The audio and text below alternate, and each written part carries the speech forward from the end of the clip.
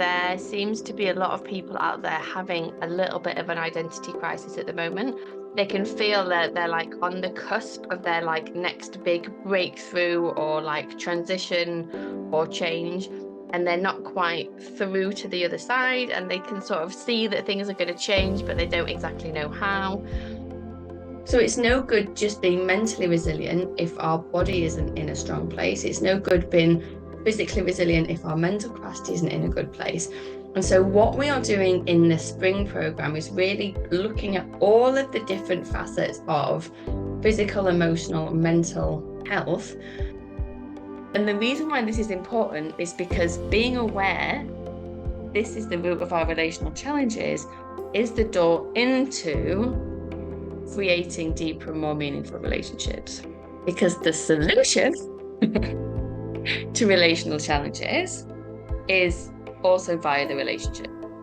We're on this whole topic of self-trust, and it's like, no, but hang on a minute. My entire upbringing was, I can't trust myself. Now, for some of us, it was just, we can't trust ourselves because we need to listen to mum and dad, and what mum and dad do is right. And I was raised a Catholic, and I don't remember it being quite this, can I use the word intense? In terms of sure. like, in terms of how it was. And then it was interesting because as she sat there, I noticed that she went to put her head back on her headboard, and I was like, oh, is it you want to put your head back? And she was like, yeah. And she just rested herself back. And I was like, and that is the natural self-repair that we talked about last week. Because there was a question about, well, how do you know what the self-repair is? And I was like, because once you've completed the cycle, the body's like, and this is now what I need. And to bring this back to the theme of today, we don't recognize the shifts we've made. We don't recognize who we've become. We don't recognize who we are. And we don't bask in that. So then it's very easy to just carry on the same path and kind of know it's not really working for us anymore, rather than be like, no, this path isn't working for me anymore. It's not because I'm broken or anything's wrong with me. The fucking path is broken. But it's the catalyst to go into, like, there's really, really, really good reasons why we please and why we be perfectionists and why we do all of these things to prove our worth. In my first trauma counselling certification was regarding the pond.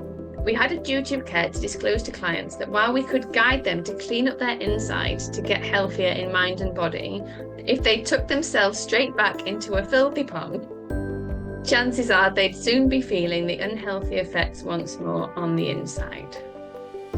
I've been in lots of spaces where people make an awful lot of money, and what I can say with absolute certainty is that having more money without addressing the underlying money stuff doesn't actually create the feeling of financial security.